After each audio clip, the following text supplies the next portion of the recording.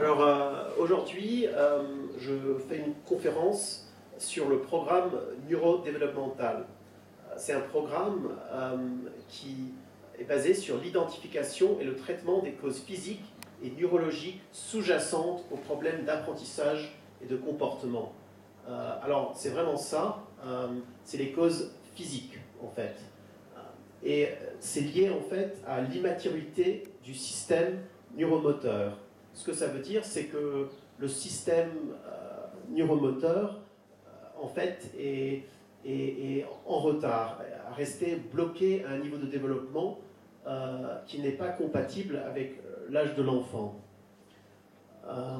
Voilà. Alors, qu'est-ce l'approche neurodéveloppementale et pourquoi est-elle nécessaire en fait? Alors, cette approche est basée sur la croyance que le bon déroulement du développement moteur, de la perception, du fonctionnement visuel et de la coordination des yeux, des mains est nécessaire pour l'écriture, la lecture et la concentration. Malheureusement, il y a beaucoup d'enfants pour qui ce développement neuromoteur, qui normalement s'effectue entre la conception et l'âge de 3 ans, en fait, ce qui est le plus important, c'est le développement entre la naissance et l'âge d'1 an, mais ça continue jusqu'à 3 ans, si ça ne déroule pas comme prévu.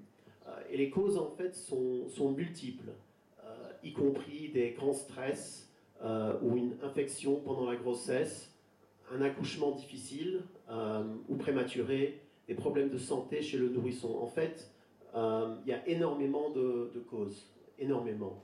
Mais dans au moins 50% des cas, les origines sont génétiques.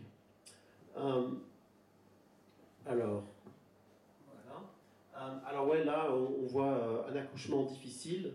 Alors pourquoi un accouchement difficile? Alors certains réflexes qui s'activent pendant la naissance sont les prémices du rampé et des 4 pattes. Alors, si la naissance ne se déroule pas comme prévu, c'est fort possible que le rampé et les 4 pattes ne se font pas.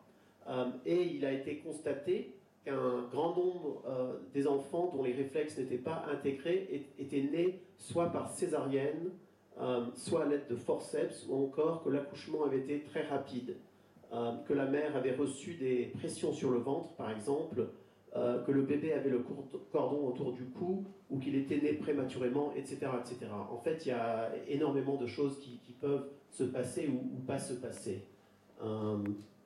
Et dans ma pratique, je vois que c'est absolument vrai, en fait.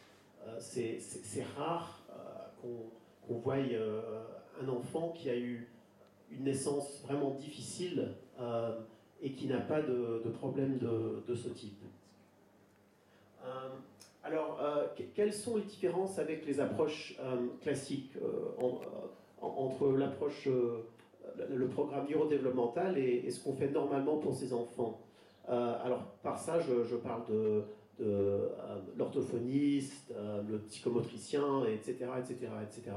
Alors, les approches classiques tentent, globalement, d'améliorer les capacités de fonctionnement de ces enfants et de les aider à mieux vivre leurs conditions. Et en contrepartie, l'approche neurodéveloppementale est basée sur l'idée qu'un manque de maturité du système nerveux peut créer des barrières à l'apprentissage et des problèmes de comportement. Alors le PND, en fait, s'oriente vers l'origine des problèmes en tentant de modifier la maturité du système neuromoteur et en conséquence, les exercices du programme PND ne sont pas directement liés aux symptômes de l'enfant. Alors, on peut avoir l'impression que l'exercice que je prescris n'ont vraiment rien à voir avec les problèmes de l'enfant. Et ça, c'est vraiment très différent. Alors, un enfant qui n'écrit pas bien, par exemple, c'est pas comme chez le psychomotricien qui va, en partie, je sais qu'ils font autre chose aussi, on ne va pas travailler sur l'écrit, on ne va pas travailler sur la pression, par exemple, du stylo ou autre. Alors je sais que les psychomotriciens aussi travaillent l'équilibre et autre chose, mais mon programme ne traite jamais les symptômes, en fait. Jamais. C'est complètement différent. Alors, les bases de l'approche. Alors, chaque enfant naît avec des réflexes archaïques. parfois connus comme réflexes de survie, qui doivent être intégrés pendant la première année de vie. C'est pour ça que j'ai parlé de la première année de vie. Si ces réflexes ne disparaissent pas, ils peuvent empêcher le bon déroulement du développement moteur, de la perception, du fonctionnement visuel nécessaire pour la lecture et de la coordination des yeux et des mains nécessaires pour l'écriture. Alors c'est des choses vraiment très très importantes. Il manifeste aussi un manque de maturité du système central nerveux qui peut créer des barrières à l'apprentissage et des problèmes de comportement. Alors, en fait, il y a des différentes catégories de symptômes qu'on soigne. Alors, les choses, la catégorie peut-être la plus connue, c'est les problèmes d'apprentissage. Alors, par exemple, la dyslexie, dyspraxie, manque de concentration et l'échec scolaire. Mais en fait, il y a d'autres catégories qu'on peut aider aussi. Classiquement, un des autres, c'est les problèmes d'équilibre, de coordination. Alors, peut-être qu'en fait, c'est ce qu'on appelle globalement la dyspraxie. Alors, ça peut être des enfants, en fait, qui vont très très bien à l'école. Et moi, en ce moment, j'ai des patients qui sont surdoués, en fait. Ils ont des résultats fantastiques à l'école, mais ils sont très très maladroits, en fait. Et on le voit dans leur façon de se tenir, et ils ne sont pas confortables dans leur corps. Alors ces enfants ont souvent des problèmes d'équilibre, mal de transport, ben ça on le voit chez les autres aussi, difficulté pour faire du vélo, coordination œil-main, maladresse. Mais vraiment c'est de la maladresse qu'on voit. Et je pense qu'on connaît tous des enfants comme ça en fait, qui peuvent aussi, parce qu'ils ont cette maladresse, ils peuvent être victimes d'harcèlement, par exemple, parce qu'on voit en fait qu'ils se comportent d'une façon, ils ne sont pas confortables dans leur corps et sont un peu vulnérables, en fait. Et bien sûr aussi les problèmes de comportement. Alors il y a les comportements impulsifs, l'hyperactivité, manque d'attention. Alors ça, c'est tous des problèmes qui peuvent être liés avec les problèmes d'apprentissage. Mais en fait, il y a aussi d'autres problèmes de comportement et que moi, je mettrais sous le titre d'anxiété et tous ces problèmes. Moi, je vois pas mal d'enfants, en fait, qui sont simplement, ils sont peureux, ils sont anxieux, ils sont pas bien dans leur peau, ils ont des problèmes avec les relations avec les autres, par exemple. Ils ont peur du changement. C'est souvent des écoles c'est souvent des enfants qui ne veulent pas aller à l'école, qui vraiment, on a vraiment l'impression qu'ils sont assez rigides et ils ne veulent pas sortir de leur zone de confort, en fait. Alors, comment est-ce qu'on diagnostique l'immaturité du système nerveux central? On commence en fait avec un questionnaire qu'on demande aux parents de remplir. Et ça, déjà, ça nous donne une bonne idée parce qu'il y a certaines réponses qui vont me dire oui, je pense que c'est par exemple un accouchement très difficile, par exemple mal de transport, par exemple un enfant qui n'aime pas le changement, qui est très sensible au bruit fort. Ça, c'est juste quelques exemples. Alors après qu'on a reçu le questionnaire, que moi je me dis oui, je pense que c'est fort probable que cet enfant a de l'immaturité du système nerveux central. Après on fait une consultation où on fait des tests approfondis sur l'équilibre statique, dynamique, la proprioception, la latéralité, le système visio-moteur, et les réflexes archaïques et posturaux. Et en fait, ce bilan me permet de repérer quels réflexes spécifiques sont à travailler dans le cadre de l'objectif émis par la personne. Et le but du PND est de faire évoluer le système neuromoteur vers la maturité, en fait.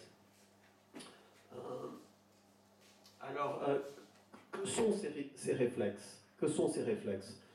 Ces réflexes archaïques sont des mouvements automatiques. Voilà, un réflexe, c'est un mouvement automatique, c'est simple, que l'on observe chez le nouveau-né, déclenché par des stimuli internes, externes, spécifiques. Je pense que tout le monde qui a eu des bébés reconnaît ces réflexes. Leur présence est le signe du bon développement du système nerveux et du tonus musculaire du bébé. C'est pourquoi le pédiatre en contrôle systématiquement quelques-uns lors du premier examen à la maternité. En fait, s'ils ne sont pas présents, souvent le pédiatre est très inquiet. En fait. C'est un des tests clés qu'ils font tout au début. Certaines apparaissent pendant la vie fœtale et d'autres pendant l'accouchement et quelques-uns dans les semaines qui suivent. Pourquoi est-ce qu'ils les ont ? Ils sont essentiels à la survie du nouveau-né. Alors, un exemple, c'est le réflexe du recherche du sein, puis celui de succion, etc., etc. Sans ça, la vie va vraiment être très difficile pour le nouveau-né. Alors, ils ont des choses qu'ils font automatiquement, simplement, pour survivre, en fait.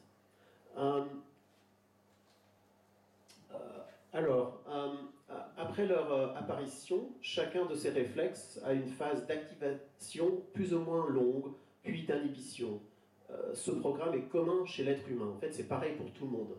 C'est pas une question de cette personne a eu ce réflexe et l'autre personne a eu un autre. Non, c'est pareil pour tout le monde. En fait, c'est animal, effectivement. À la naissance, toutes les parties du cerveau sont en place, mais ne fonctionnent pas encore pleinement. Apparemment, si tel était le cas, la taille du cerveau serait telle que le crâne ne pourrait passer dans le canal utérin lors de la naissance. C'est pour ça que l'être humain passe si longtemps chez ses enfants. Pardon, les enfants passent tant de temps chez leurs parents, en fait. Il y a vraiment un apprentissage très très long. Et en fait, ce qui se passe, c'est que le cerveau suit vraiment un parcours évolutionnaire. C'est qu'on commence avec le fonctionnement très basique, l'équilibre, coordination œil-main, toutes ces choses en fait qui sont vraiment animales. Et une fois que tous ces fonctionnements sont bien en place, ça permet derrière que le fonctionnement plus complexe puisse s'installer. Et le problème, c'est que si ces étapes ne se font pas bien, après, on finit avec un système en fait qui simplement ne marche pas. Tu peux pas juste dire, bah écoute, tout ça c'était des choses qui avaient de l'importance il y a 10 000 ans, on va oublier tout ça et on va passer directement au fonctionnement du cortex. Non, ça marche pas comme ça en fait. Et je pense que c'est quelque chose qui au niveau de la science, on commence à le reconnaître. Pour longtemps, en fait, l'être humain était absolument obsédé par le fonctionnement du cortex et tous les fonctionnements plus hauts. Et aujourd'hui, par exemple, on commence à reconnaître l'importance du cervelet dans des réactions qu'ont les gens. La réaction, par exemple, de peur-paralysie, c'est quand quelqu'un en fait devient complètement figé devant quelque chose, il se bloque. Il ne bouge plus. On le voit chez les animaux. Le lapin, par exemple, dans les phares de la voiture. Et ça, c'est quelque chose qui existe aussi chez les êtres humains et qui ne vient pas, en fait, du cortex. C'est pourquoi, souvent, les réactions qu'on voit chez les enfants, on leur dit « Écoute, arrête de te comporter comme ça », mais en fait, ils ne peuvent pas s'arrêter parce que ça ne vient pas de cette partie du cerveau. Ça vient d'un endroit beaucoup plus fondamental et c'est des réactions automatiques qui simplement, ils ne peuvent pas s'empêcher en fait. C'est pas possible. C'est pas parce qu'ils veulent pas, c'est pas parce qu'ils sont méchants, c'est juste parce que c'est une réaction instinctive en fait. Ils restent dans un mode de fonctionnement plus primitif. C'est pour ça qu'on parle des réflexes archaïques. En fait, ce qui est extraordinaire en ce qui concerne ces réflexes, ces mouvements, c'est que il y a, comme avec tout ce qui se fait dans le corps, chaque chose qui se fait a énormément de raisons en fait pour le faire. Alors par exemple, les réflexes aussi stimulent en fait des connexions dans le cerveau. Et en fait, ça permet aux fibres nerveuses de se développer et de former un réseau de communication entre toutes les parties du système nerveux. Ce qui est extraordinaire, c'est apparemment jusqu'à l'âge d'1 an, les connexions du système nerveux se développent à raison de 4,7 millions de connexions par minute. C'est extraordinaire. Et en fait, c'est le mouvement qui largement stimule ce développement. C'est par le mouvement qu'on le stimule en fait. Alors, comment la maturité neurologique se constitue-t-elle? Alors, les gestes ont besoin d'être répétés de nombreuses fois avant d'être intégrés au système corps mental, et ce même dans le ventre de la maman. Alors, dès que la maman commence à ressentir des mouvements dans son ventre, c'est pas juste en fait le tonus physique, même si ça c'est important. En fait, c'est en train de stimuler ces connexions et le développement du système nerveux en même temps. Alors c'est vraiment, très très important en fait. Ainsi, les petits coups de pied du bébé dans le ventre sont l'effet du réflexe tonique asymétrique du cou qui apparaît dès le 3e mois de grossesse. Alors ça apparemment, c'est le premier réflexe que va ressentir en fait la maman. Et afin de bien se développer, le cerveau humain doit passer par des étapes immuables et dans un ordre bien précis. Voilà, c'est quelque chose qui se passe étape par étape. Et voilà, il faut juste bouger le plus possible en fait. Alors, un enfant doit pouvoir bouger le plus possible afin de se constituer un capital cérébral solide, et ce en respectant certaines étapes. Et le fait de ramper et de marcher à 4 pattes en est une. Mais en fait, c'est pas le seul.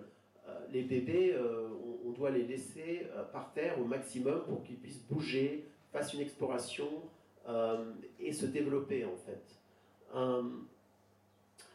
Alors, voilà. Le mouvement volontaire.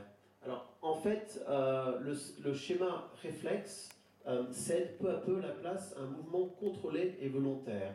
Alors voilà, ce qui se passe, c'est que au début, un bébé bouge globalement en fait. C'est des mouvements automatiques et globaux. Alors, un exemple, c'est le réflexe de grasping. Ça, c'est quand tu touches la main d'un bébé et la main ferme en fait. Et ça, c'est un mouvement en fait qui, quand le bébé le fait, d'abord c'est automatique et deuxièmement c'est global parce que quand une main ferme, en fait les autres, ce réflexe va toucher l'autre main et les pieds en même temps. C'est des effets globaux qui se passent. Et ce type de réaction se transforme peu à peu à celui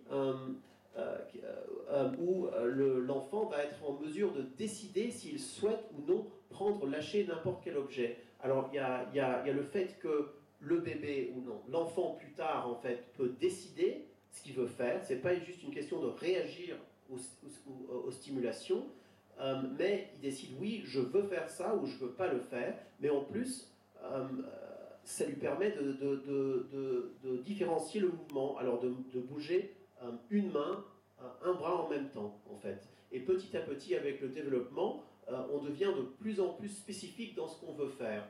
On ne veut pas, quand on a 15 ans, bouger le bras, on ne veut pas bouger le bras comme ça et en même temps l'autre bras fait ça.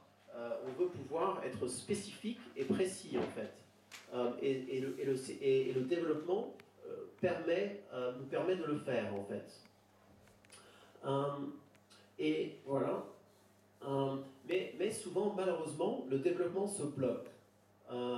Et on a constaté que chez des enfants ou des adultes, certains réflexes, soit ne s'étaient pas bien développés, soit ne s'intégraient pas complètement. Voilà. Alors, en fait, le processus ne s'est pas déroulé comme prévu. Voilà, simplement, en fait. Alors, un des effets, ça peut être un manque de tonus musculaire. Alors, si certains réflexes ne se développent pas, ça c'est l'enfant en fait qui n'a pas bougé assez. L'enfant va vite manquer de tonus musculaire, ce qui va retarder son développement moteur, générer un faible réseau de communication entre les parties du cerveau et entraîner des difficultés d'apprentissage. Alors, moi j'ai vu des cas comme ça, et un cas en particulier, c'est un jeune homme qui était orphelin en Roumanie, et pendant la première année de sa vie, il a presque pas bougé du tout en fait. Il était dans un lit à barreaux, on lui avait laissé. Et cet enfant en fait est un dyspraxique total en fait. Il est incapable de faire énormément de choses. Et quand on lui demande de faire les exercices pour remettre en marche ses réflexes, on voit simplement, il ne peut pas les faire. Il n'a pas de conscience corporelle, il n'y a pas de coordination dans le système, et ça lui laisse complètement handicapé, en fait, cet enfant. Voilà, ça c'est un exemple extrême de ce qui se passe si les réflexes ne se développent pas comme ils devraient. Mais ça c'est quand même une minorité, et ce qu'on voit globalement, c'est une persistance des réflexes. Si les réflexes se développent, mais ne s'intègrent pas au système nerveux, ils vont rester plus ou moins actifs et constituer un gêne pour l'enfant dans l'acquisition de ses apprentissages. Pour reprendre l'exemple du grasping, il va peut-être s'ensuivre pour l'enfant une pression excessive sur son stylo, un archet, une raquette de tennis, etc. Alors, en fait, ce qui est en train de se passer avec ces enfants, c'est que non seulement ils n'ont pas développé la différenciation pour pouvoir faire ces mouvements d'une façon fluide et facile, mais ce qui est encore pire, c'est que puisque les réflexes sont toujours présents, quand ils veulent faire un mouvement, le corps veut faire des mouvements globaux, en fait. Alors, ils doivent en fait utiliser leur cortex pour empêcher le corps, alors le cerveau plus ancien, de faire ce qu'il veut faire. Alors, si un réflexe est toujours présent, par exemple, on avait parlé du RATC, le réflexe asymétrique tonique. Du coup, je vais parler des réflexes dans 2 minutes. Il met sa main dans cette direction-là, et normalement, ce qui se passerait, c'est que l'autre main va aller en flexion. Mais bien sûr, c'est pas possible ça. Alors, il est obligé d'utiliser son cortex pour en fait bloquer l'autre mouvement, pour lui permettre, par exemple, d'écrire. Ben, c'est pas étonnant qu'il finit avec une tension terrible. Ça crée des tensions vraiment très importantes chez l'enfant. Alors, il est essentiel de comprendre que la rémanence de plusieurs réflexes archaïques constitue pour l'enfant ou l'adulte un stress corporel, c'est ce que je viens de dire, et qu'il lui est très difficile de consacrer pleinement à ses objectifs d'apprentissage. Ben voilà, si tu passes énormément de temps à essayer de contrôler ton corps pour faire ce qu'on te demande, bien sûr que ça va être très difficile de bien travailler, en fait. Et ce que moi j'ai constaté avec les enfants que j'ai vus, c'est que ça leur prend, c'est pas possible de le quantifier, mais j'imagine 3, 4, 5, peut-être jusqu'à 10 fois plus d'énergie et d'effort pour faire ce que font les enfants qui n'ont pas de problème, en fait. C'est un effort extraordinaire pour eux de lire, d'écrire, de rester posé à l'école. Et en fait, le résultat, c'est qu'ils se fatiguent, ils deviennent déconcentrés, ils finissent par, en fait, penser à autre chose, bouger et créer des problèmes, en fait. Pour eux, c'est vraiment c'est un calvaire, en fait. Et on ne se rend pas compte du tout, c'est ça le problème. Je pense que c'est mieux aujourd'hui qu'avant, mais quand même, il y a dans énormément d'écoles, énormément de profs et d'instituts qui ne se rendent pas compte de ce que vivent ces enfants, malheureusement. Alors, un manque de développement des connexions entre les différents niveaux du cerveau. Alors, tous ces mouvements, ces stimulations sensorielles ou vestibulaires, vont développer les connexions entre les différents niveaux du cerveau. Alors, on a déjà parlé de ça. Si un cerveau a développé un réseau de neurones suffisamment étendu, il sera prêt à recevoir et à traiter en temps voulu toutes les informations qui constituent les apprentissages. Alors en fait, ce que ça veut dire, c'est que si le système est bien construit, ça va marcher en fait. L'enfant va pouvoir apprendre sans problème. Et c'est ce qu'on voit dans les écoles. Il y a certains enfants, ils apprennent, il n'y a pas de souci, ça marche. Et pour d'autres, ce n'est pas le cas du tout en fait. Et moi, dans mon travail, c'est pas du tout étonnant que ce soit le cas. Parce que quand je vois les enfants qui viennent me voir, ils n'arrivent pas en fait à utiliser leurs yeux et leurs mains en coordination. La coordination œil-main ne fonctionne presque pas. Leurs yeux n'arrivent pas à bien suivre des objets. Alors la lecture est très difficile. Leur équilibre ne fonctionne pas bien du tout. Alors pour rester en place, c'est très difficile. C'est vraiment pas étonnant qu'ils réussissent pas. Pour moi, en fait, c'est clair.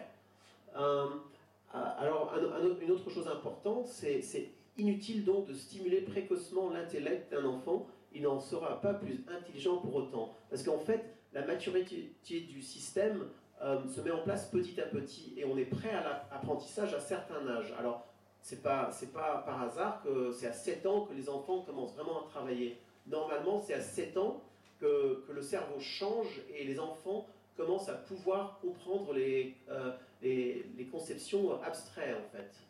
Avant ça, c'est pour ça que l'approche Montessori marche si bien avec les petits-enfants, parce que c'est du dur. Moi, je me rappelle avec mes enfants, quand on parlait, quand ils étaient jeunes, d'une ville, par exemple, n'importe où, Paris ou autre, pour eux, Paris, ça voulait absolument rien dire, en fait. Il n'y avait pas de conception abstraite de ce que c'était. C'était peut-être l'appartement où on allait, ou... ouais, c'était ça. Qui on allait voir, mais pour comprendre ce que c'était impossible. Et l'école, en fait, d'après ce que moi je comprends, c'est pouvoir petit à petit monter dans sa tête le monde abstrait dans lequel on vit. Et il faut être prêt pour le faire, en fait. Alors, l'autre chose, c'est qu'il y a une recherche de sensation de sécurité. Alors, l'énergie va être dépensée en premier lieu à l'élaboration de stratégies posturales pour rechercher une sensation de sécurité.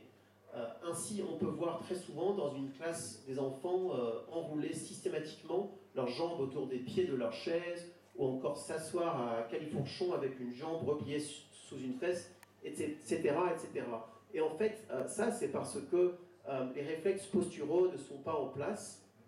Alors là, je vais vous expliquer un peu. Il y a deux types de réflexes. Il y a les réflexes primitifs. Ça, c'est les réflexes qu'ont les bébés, qui disparaissent plus ou moins vers l'âge de 3 ans. Après, il y a des réflexes posturaux qui devraient être en place. En fait, c'est plein de réflexes qui nous permettent de bouger, de s'asseoir, de faire plein de choses sans y penser. C'est des automatismes dans notre posture qui devraient être en place. S'ils ne sont pas en place, bah c'est l'exemple de l'enfant dyspraxique. En fait, il n'y a pas de fluidité. Tout en fait est pensé, c'est rigide, c'est pas confortable. Et on le voit chez ces enfants en fait, qui n'ont pas cette stabilité et qui utilisent des méthodes en fait pour pouvoir se sentir plus confortable. Et comme je viens d'expliquer, on voit ces enfants dans les classes, bien sûr. Et l'autre chose à dire, c'est que c'est pas les chaises et les postures des classes n'aident pas du tout, parce qu'en fait, ils sont très peu adaptés pour l'enfant. Mais pour l'enfant qui a des problèmes avec les réflexes, ça va être 10 fois pire, en fait. Alors, donc l'importance de marcher à quatre pattes. Ces enfants n'ont, pour la plupart, pas marché à quatre pattes. Alors, globalement, c'est le cas. Parfois, c'est pas le cas. Mais si je regarde mes patients, une grande partie des enfants qui ont ces problèmes n'ont ou pas marché à quatre pattes ou pour très peu de temps, en fait. Et en fait, cette étape permet la spécialisation des hémisphères cérébraux, droit et gauche, et la mise en place d'une bonne latéralisation. En fait, c'est pouvoir utiliser un côté du corps avec l'autre, utiliser les yeux avec les mains. C'est tout coordonné en fait. Alors, comme je disais, attention, cela ne signifie pas que si votre enfant n'a pas rampé ou marché à quatre pattes, il rencontrera forcément des difficultés d'apprentissage. En fait, on ne peut pas penser comme ça. Tu ne peux pas dire juste parce que quelque chose ne s'est pas passé, tu vas nécessairement avoir des problèmes. Voilà, un état de sécurité intérieure. Un enfant dont les réflexes ont été suffisamment activés, puis intégrés, ressent un état de sécurité intérieure. Il a une compréhension mature de lui-même, tant sur le plan physique qu'émotionnel, et par conséquent une meilleure compréhension des autres et de son environnement. Il renforce peu à peu ses facultés d'adaptation. Alors ça, par exemple, j'ai une jeune fille en ce moment qui avait des problèmes d'anxiété absolument terribles. Elle ne voulait pas aller à l'école, elle avait des problèmes dans l'amitié, elle se sentait, elle avait une mauvaise image de soi-même. Et en fait, c'est parce que pour cette fille, alors c'est lié à certains réflexes, mais elle n'était pas dans un état de sécurité intérieure, en fait. Elle n'était pas confortable en elle-même. Et après avoir fait le programme maintenant seulement pour 12 semaines, en fait, cette fille se sent vraiment complètement différente, en fait. c'est tout d'un coup, elle veut aller à l'école, ses relations avec les autres vont beaucoup mieux. C'est parce que tout d'un coup, elle se sent bien en fait. Tout fonctionne. C'est comme si on peut reposer sur des bonnes bases et pas être sans cesse obligé de se demander où on est, où on se trouve, est-ce que tout va bien.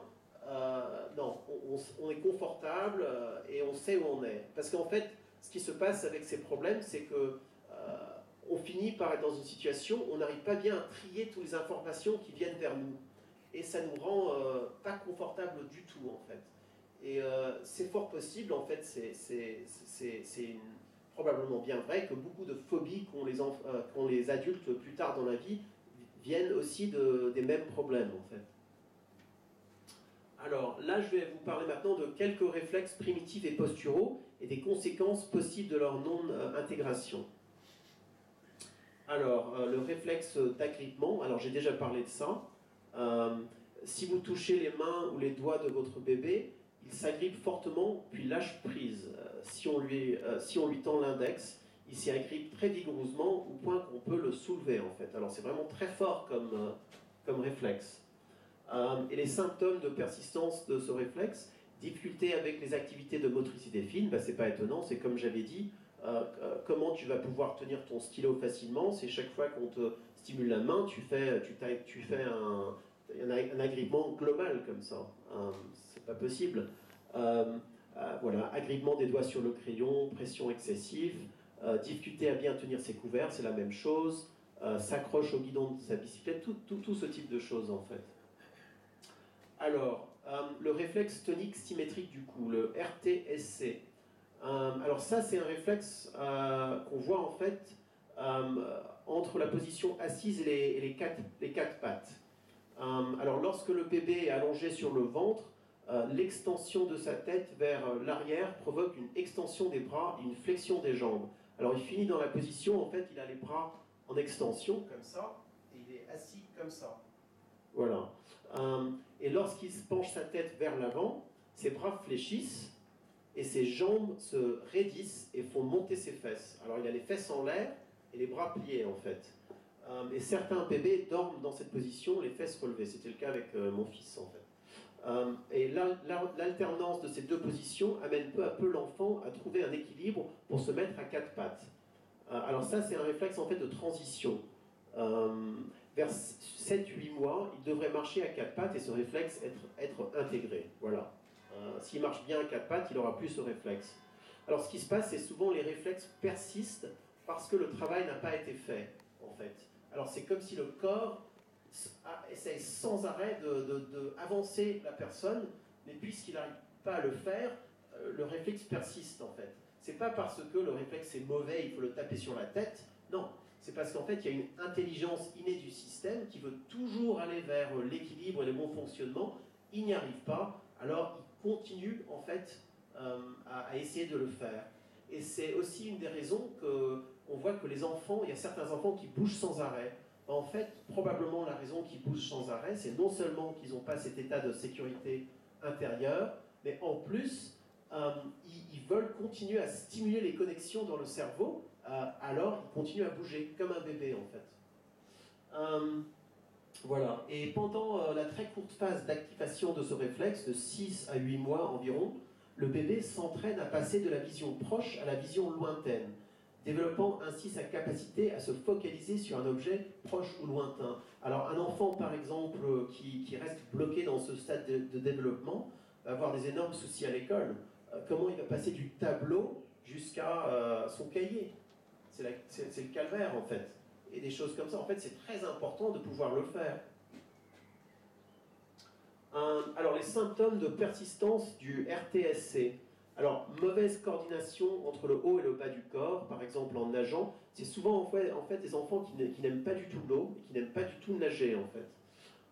Tendance à s'affaisser sur son bureau, à replier ses jambes sous ses fesses, ou posture assise décalée, besoin de bouger ou de manque d'attention et possible agitation. Ben voilà, il est pas confortable en fait, il peut pas s'asseoir parce que il plie s'il s'assoit en fait, après ça a un effet, il peut pas disassocier le mouvement du haut du corps en fait. C'est ça le problème. Alors ils tendance à se mettre en arrière comme ça parce que les bras veulent faire ça en fait. Tonus musculaire faible, ben ça c'est probablement parce qu'il n'a pas marché à quatre pattes, alors il a manqué cette étape. Lenteur pour recopier sur son cahier ce qui est écrit au tableau, c'est ce que je viens de dire. Et il enroule ses pieds autour de ceux de la chaise. Et ça c'est pour probablement empêcher les jambes de faire ce qu'ils voudraient faire selon le réflexe en fait. Le réflexe tonique asymétrique du cou, le RTAC. Le RTAC est surtout présent dans les 3 premiers mois et déclenché par la rotation du côté de la tête. Le bébé étant couché sur le dos. Alors ça c'est un réflexe, en fait, on le voit là. Ça c'est le réflexe d'escrime, en fait. On voit la position. C'est qu'il y a un bras qui est en extension et l'autre qui est en flexion. En fait, c'est pareil avec les jambes, en fait. La réaction consiste en une extension ample du bras et de la jambe du même côté que la tête et une flexion des membres opposés. C'est essentiel pour la coordination œil-main. Alors moi, en fait, presque tous les enfants qui ont des problèmes d'apprentissage ont le RTAC présent, en fait. C'est toujours présent. Et ce qui est super intéressant avec ces enfants, c'est que quand on leur demande de suivre, par exemple, un stylo, alors je vais vous montrer, si effectivement, je leur demande de suivre avec leurs yeux, quelque chose comme ça, ce qu'ils font, en fait, c'est qu'ils prennent le stylo avec une main et ils veulent le passer avec l'autre, en fait. Parce que ce réflexe, en fait, si c'est toujours présent, va en fait maintenir la latéralité, en fait. Ça indique qu'ils n'ont pas encore arrivé à une étape où ils peuvent passer, en fait, mettre une main dans l'autre côté du corps, en fait. Il reste bloqué dans la latéralité, en fait. Et ça, c'est absolument classique chez ces enfants. Et ils ont presque tous des énormes problèmes avec l'écriture, la lecture et des choses pareilles, en fait. Voilà, alors les symptômes de persistance du RTAC, voilà un exemple, en fait. Mauvaise coordination œil-main, cahier excessivement penché sur le bureau, tenue inversée du stylo, décalage entre niveau écrit et oral bon, voilà. Alors, ils sont intelligents, ils comprennent, mais ils ne peuvent pas s'exprimer, en fait. Difficulté pour un droitier à écrire dans la partie gauche de sa feuille, je viens de le dire, et inversement pour un gaucher. Écriture non rectiligne, très irrégulière, poursuite oculaire fastidieuse, saut de ligne en lisant, nécessité de suivre les mots avec le doigt, latéralisation problématique, difficulté à se servir des deux côtés du corps à la fois, voilà. Et après 8 ans, a des difficultés à reconnaître sa droite de sa gauche, voilà. Ça fait tout partie du problème. Et en fait, ce qui est vraiment extraordinaire, c'est que depuis que j'ai des patients qui font le programme avec moi, c'est le progrès que puissent faire ces enfants, en fait. Ils vont souvent d'une situation où leur écriture est terrible, l'orthographe est terrible, ils passent leur temps à avoir des orthophonistes, c'est la galère. Tout d'un coup, pas tout d'un coup, mais assez rapidement, la lecture commence à devenir beaucoup, beaucoup plus rapide. Ils passaient peut-être 1 heure, 2 heures à faire leurs devoirs, tout d'un coup ça leur prend une demi-heure. L'orthophoniste remarque des gros progrès, et en fait ils mettent ça dans leur bilan. Le psychomotricien commence à voir qu'ils appuient beaucoup moins fort, leur confiance augmente énormément. C'est vraiment des changements nets en fait, et qui font vraiment sourire l'enfant en plus, c'est ça qui est bien.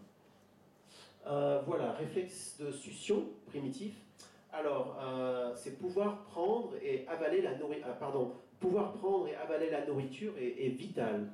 Cela, bien sûr, fait partie des compétences qu'il a développées in utero, et c'est ressenti par la maman au travers des petits soubresauts et des hoquets. Alors, en fait, ça se développe pendant la grossesse. Alors, symptômes de persistance du réflexe de succion. Mauvaise articulation, mange les mots, avale la nourriture sans la mâcher suffisamment, et suce son pouce ou sa tétine très longtemps. Ça, je pense que c'est bien connu. Voilà. Et en fait, c'est souvent très associé avec le réflexe de Moro. Là. Alors, le réflexe de Moro, je pense que tout le monde le connaît. C'est le réflexe peut-être le plus connu des bébés.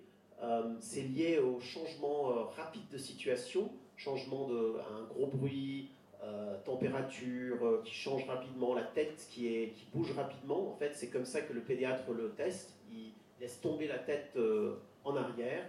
Et ce qu'on voit, en fait, je pense que vous le connaissez, c'est ça en fait. Ça, c'est le réflexe de Moro.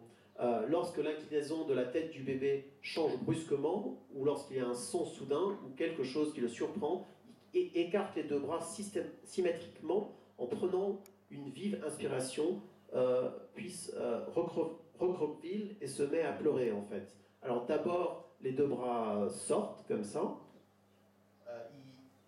il prend une grande inspiration, et après la deuxième phase en fait, c'est que les bras reviennent et il expire. En fait, il y a deux phases du Moro. Et souvent, ce qui se passe, c'est que quand on dit le réflexe de Moro persiste, c'est qu'il reste bloqué au milieu du réflexe, en fait. Le réflexe ne s'est pas fini, en fait. Et c'est pour ça que ça persiste. Parce que si le réflexe est bien fini, il va être intégré et ne sera plus présent. Voilà, alors la persistance du réflexe de Moro. Hypersensibilité, facilement distrait. Alors, une raison qu'un enfant qui a ça est facilement distrait, c'est parce que si le réflexe de Moro persiste, l'enfant va rester dans un état d'excitation, en fait. Il va être surexcité. Alors, tous les sens vont être vraiment au maximum, l'audition, vision, tout, parce qu'en fait, on est vraiment prêt à réagir à tout ce qui est autour. Et bien sûr, si on reste dans cette façon de se comporter, dans la vie quotidienne, on va être affecté par énormément de choses qui devraient normalement pas nous toucher, en fait. Et ça veut dire qu'en fait, l'enfant est facilement distrait. Il y a l'école, il y a des bruits à côté, de la classe d'à côté, il y a tous les bruits qui ont dans la classe, et lui, il n'arrive pas à se focaliser, il est distrait par tout ce qui est autour, en fait. Alors, souvent, ils sont rêveurs, parce qu'ils n'arrivent pas à se focaliser, ils restent dans leur tête. Et l'anxiété, en fait, c'est quelque chose de très important avec ce réflexe. Moi, j'ai vu beaucoup d'enfants maintenant qui ont eu la persistance de ce réflexe. C'est souvent des enfants qui sont très anxieux, et pour apparemment aucune raison, en fait. On ne comprend pas pourquoi ils sont anxieux. Et le problème, c'est qu'ils ont souvent essayé des différentes façons de gérer le problème, et ça n'a pas vraiment marché. Souvent même la psychothérapie ou autre, le problème, c'est que c'est une réaction qui vient de l'ancien cerveau, qui ne va pas vraiment être touché par une intervention au niveau du cortex. Et ces enfants restent vraiment dans une situation très difficile, comme la jeune femme, la jeune fille en fait, dont j'avais parlé avant.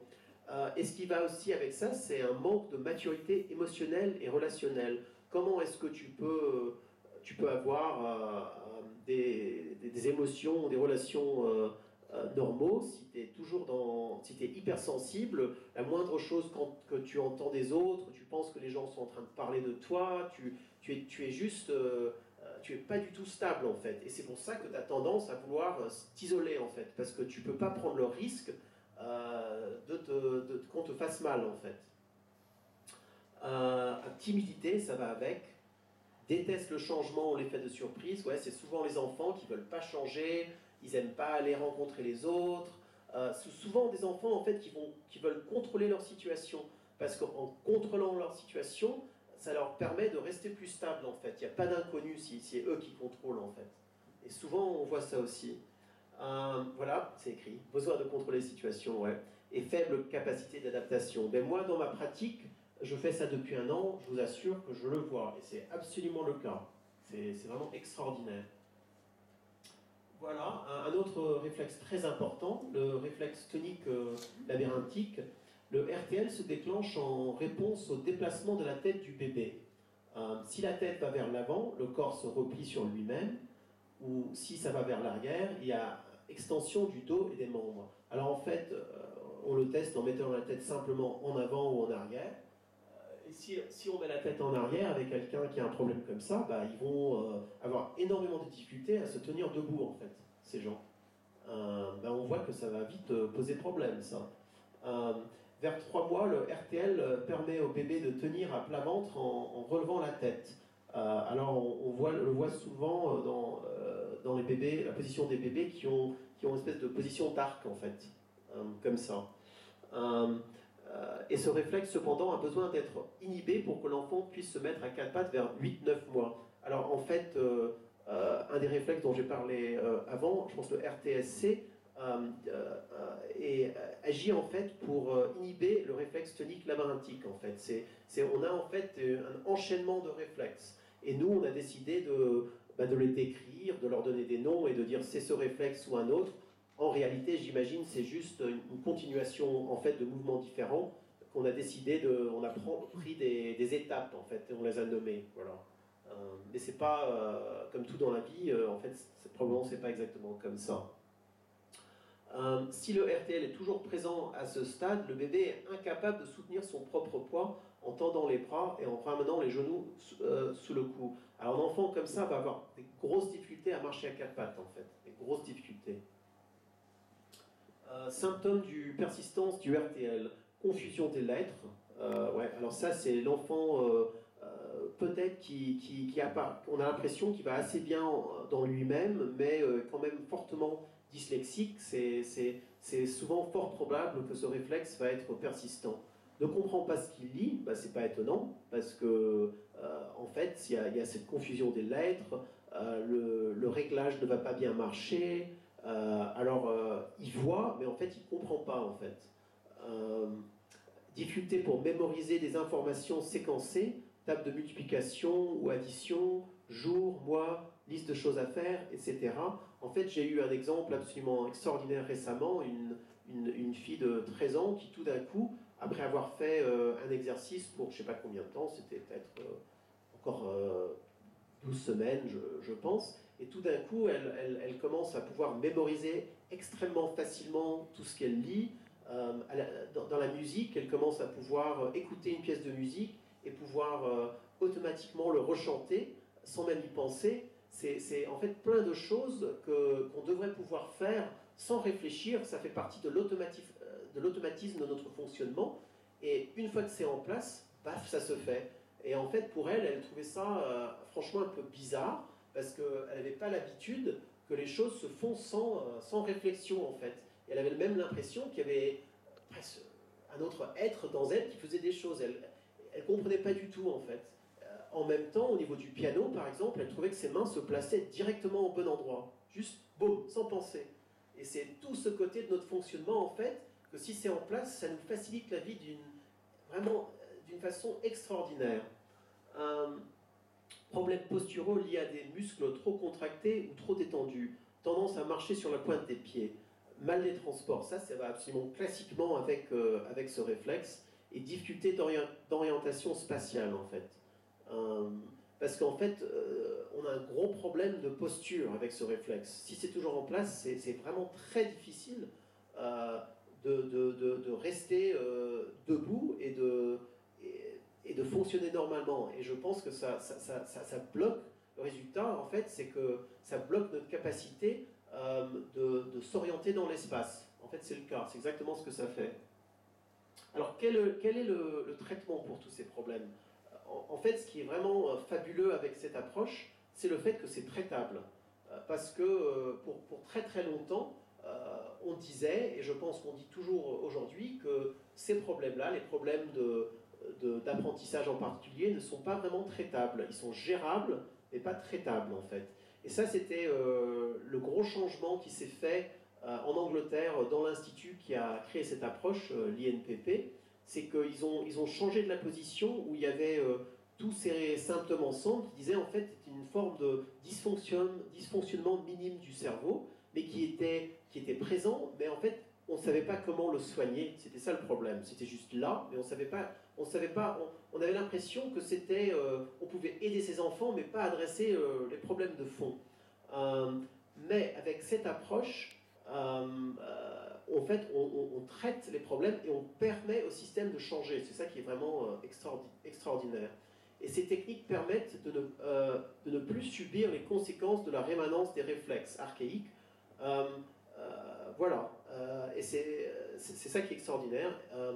Et ces techniques ont été mises en place par des équipes de médecins et de chercheurs aux USA, en Angleterre et en Suède. En fait, l'institut où j'ai fait ma formation a commencé en 1975. Alors ça fait 40 ans, je pense, que c'est là. Et on est toujours à cette étape-là où ça n'existe presque pas comme approche, ce qui est franchement extraordinaire. La plupart des techniques utilisées consistent en des mouvements corporels très spécifiques, effectués lentement, de façon à redonner au système corps mental des informations qui ont manqué pendant la première année de vie. Alors c'est des mouvements très simples, très simples, que les enfants doivent faire tous les jours. Ça prend de 5 à 10 minutes. Et c'est fait avec les parents. Globalement, les enfants aiment faire les exercices, ça leur plaît. Les parents aiment avoir ce contact privilégié avec leur enfant pendant quelques minutes par jour. Et ce qui est vraiment fabuleux aussi, c'est que c'est pas un travail classique. C'est pas comme s'ils n'écrivent pas bien, ils doivent faire un travail pour améliorer leur écriture. Ils font des exercices qui ont apparemment rien à voir avec leurs problèmes, juste des exercices ludiques et faciles, et leurs problèmes s'améliorent. Voilà, sans penser. C'est juste, ça va mieux. Et eux, globalement, ils apprécient énormément le travail et l'effet. Et ce que moi aussi je vois avec mes patients, on voit un changement au niveau de la maturité. C'est pas appelé l'immaturité neurodéveloppementale pour rien en fait. On voit vraiment que la personne devient plus mature. Et ça, je le vois à chaque fois qu'ils reviennent me voir. En fait, ils reviennent me voir tous les 6 semaines. Parce que ce qu'on fait en fait, c'est qu'on doit d'abord vérifier qu'ils font bien les exercices. Ça, c'est très important, parce que les exercices doivent être faits lentement et précisément en fait. C'est vraiment très important. Et souvent, ils ne le font pas. Alors, il faut vérifier, leur remontrer. Et après, en fait, on suit le développement, le parcours du développement. Alors, ils viennent. Alors, je commence peut-être avec un moro, par exemple. Après 6 semaines ou 12 semaines, ce réflexe a disparu, est intégré, mais après on voit que l'RATC ou autre est toujours présent, et à ce moment-là, en fait, on leur donne un autre exercice à faire, ou plusieurs d'autres exercices à faire, ils reviennent encore 6 semaines plus tard, et voilà, et ainsi de suite. Et vraiment, on fait ça au minimum pour 6 mois, c'est entre 6 mois ou 1 an, et ça dépend des problèmes en fait.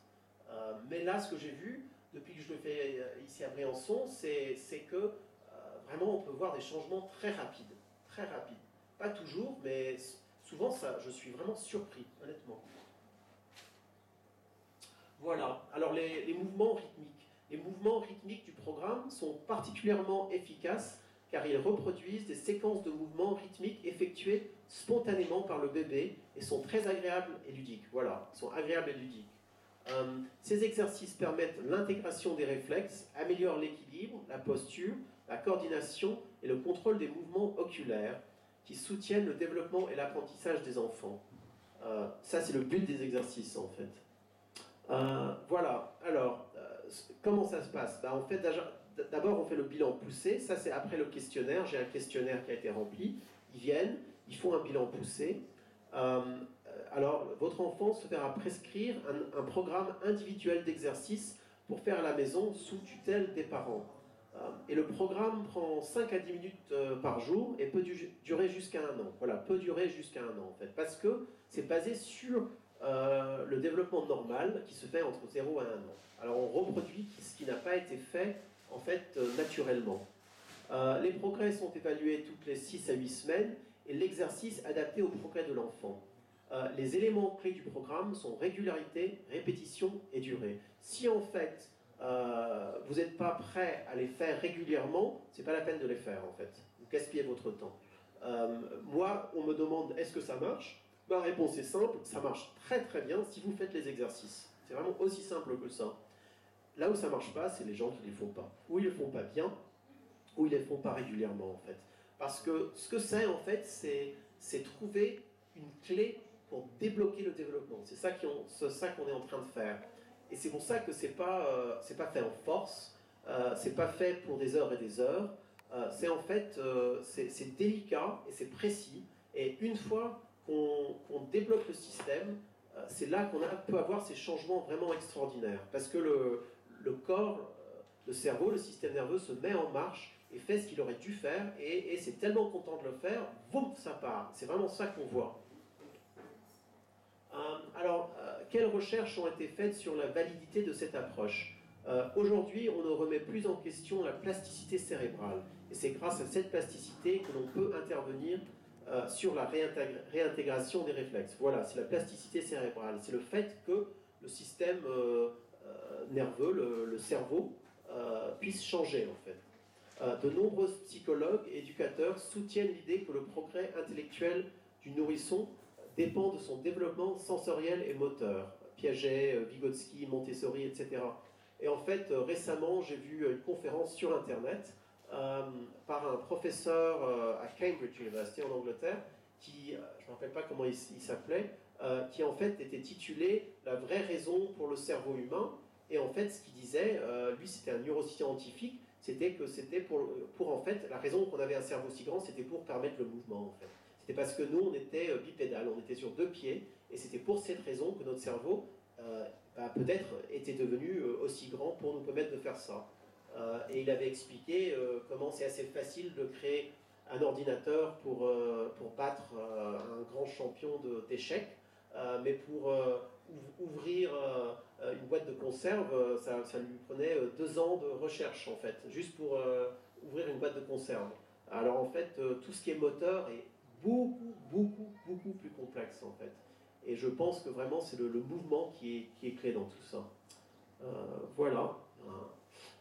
Et finalement, qui sont les pionniers de tout ça? Moi, j'ai fait ma formation à l'INPP de Chester en Angleterre, et les techniques proposées en séance individuelle ont été élaborées par Sally Goddard et Peter Blythe, psychologue et fondateur de l'INPP. Et en fait, c'est pas les seuls, mais je pense que vraiment ils étaient là tout au début, et je pense que c'est fort probable en fait que Peter Blythe est vraiment une des personnes qui a débuté cette approche. Et c'est un institut qui n'a pas cessé de faire ce travail, même en dépit du fait que le monde vraiment n'était pas prêt pour eux en 1975. Mais j'espère aujourd'hui qu'on a peut-être changé assez pour accueillir cette approche que moi je pense peut vraiment aider énormément d'enfants. Peut aider énormément d'enfants. Et finalement, en fait, c'est une approche aussi qu'on peut appliquer dans les écoles globalement. Moi, je pratique une approche individuelle, mais ce que j'aimerais, et en fait ce qu'on fait déjà dans beaucoup de pays, au Royaume-Uni, en Hollande, je pense qu'en Allemagne, c'est qu'en fait, il y a un programme pour école, et c'est des mouvements que font tous les enfants autour de l'âge de 5-6 ans, ils font tous les jours, et en fait, ils suivent le parcours développemental dans la classe pour 1 an. Et les résultats sont vraiment excellents aussi. En fait, il y a des recherches qui ont été faites sur ça, qui sont publiées dans des publications scientifiques, et il y a beaucoup de... maintenant, c'est assez clair que ça marche bien, ça. Voilà, merci.